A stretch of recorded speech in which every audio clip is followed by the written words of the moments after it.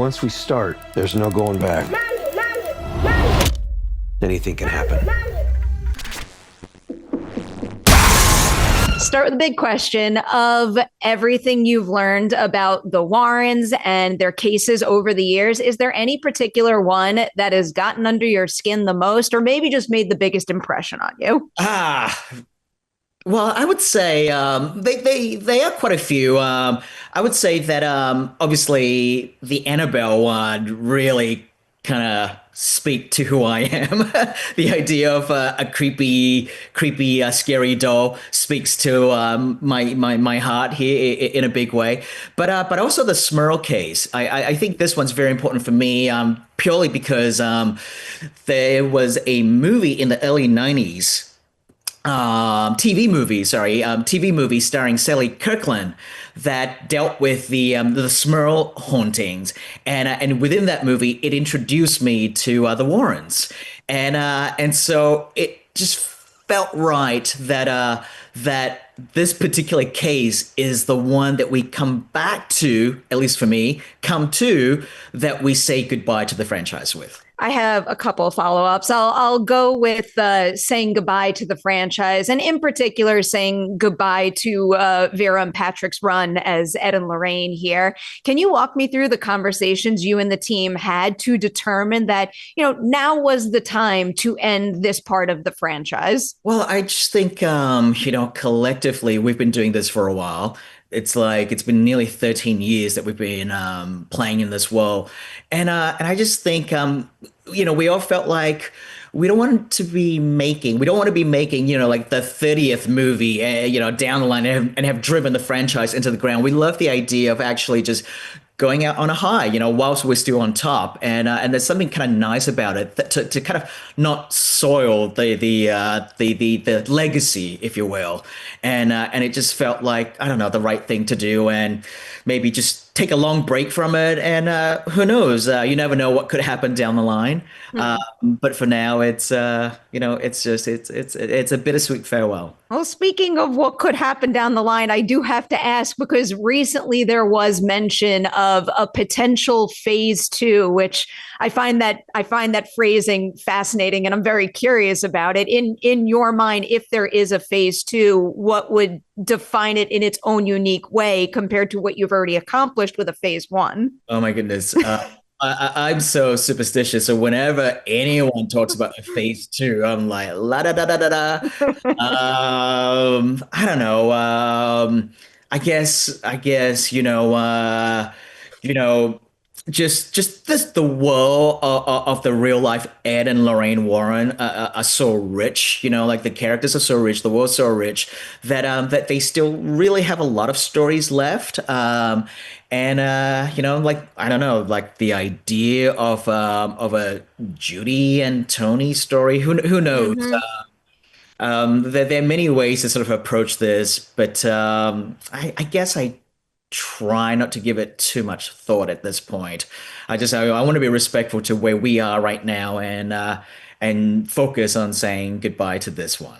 I can understand that. I will say, though, the way that Judy and Tony soar in this movie, I would not be opposed to the franchise going that route next. But also, one other thing I have to say to try to manifest it. If phase 2 comes to be, whatever it is, I just hope there's a place for the Crooked Man in that. I love that. I love it. I love how much love the Crooked Man still gets. Yeah, it doesn't stop. Yes, and yeah, it's amazing. It's like every now and then I still get fans reaching out to me and saying, "When are we going to get the Crooked Man movie?"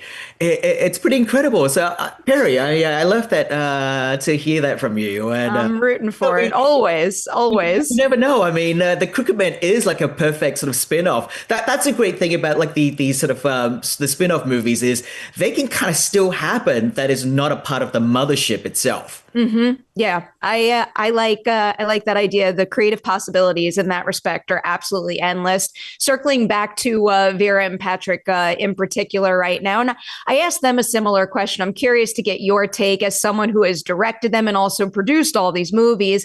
Is there a particular one of their scenes as Ed and Lorraine that I guess either holds the biggest place in your memory or your heart, something that will most heavily define their run as these characters for you? Oh, that's an easy one. That is a very easy one. For me, my favorite scene in the two Conjuring movies that I've directed, at least, or even in the broad sort of Conjuring world, is from Conjuring 2. And it is the scene where Patrick is playing the guitar Hmm. and Vera is just off to the side watching him. I feel like that moment between the two of them says everything about the cinematic relationship of those two characters that just were played incredibly by Vera and Patrick.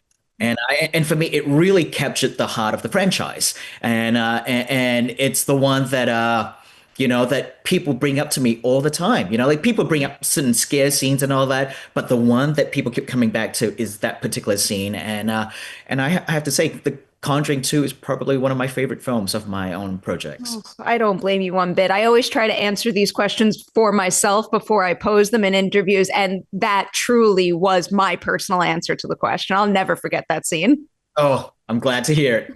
We I have a gotta suspicion here, Perry. I got to wind down with you. And you know what I have to do next? I have to ask about an upcoming project or two. And the first one that jumped out at me was Other Mommy, because I bumped into Nathan recently and he mentioned it. And I immediately went home and I got the audio book.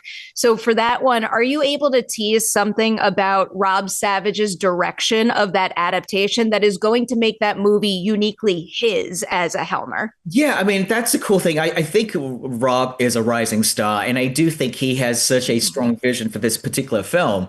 And just, I don't want to kind of speak to the set pieces for those people who don't know it. I want it to be a surprise, but working with Rob and talking to him about some of the set pieces and how he wanted to approach The Other Mummy is really, really cool. And I don't know. There's something special about this film that I can't quite put my finger on it, but I just kind of feel it, and I don't know. I cannot wait for people to see it, and with Jessica Chastain playing that role, Mm-hmm. it's super exciting, and that I feel like there is potentially something in there that could, I don't know. Hopefully, that fans will really kind of latch onto. Oh, I'm so excited. And what an opportunity for a young actor in that story. I cannot wait to see the role of Bella come to life on screen. Oh yeah, yeah. I mean, Whew. that whole movie is seen through her perspective. Mm-hmm.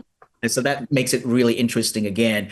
You have these sort of weird supernatural happening, but you're kind of seeing the movie through the point of view of like this 8-year-old kid. I can't wait. And I can't wait for the world to see The Conjuring Last Rites. Huge congratulations on this movie and everything with the franchise. And also, I love when you direct, but the way you keep lifting newer voices up every single step of the way is really important. So thank you. And please keep on doing that. Thank you, Perry. Appreciate it.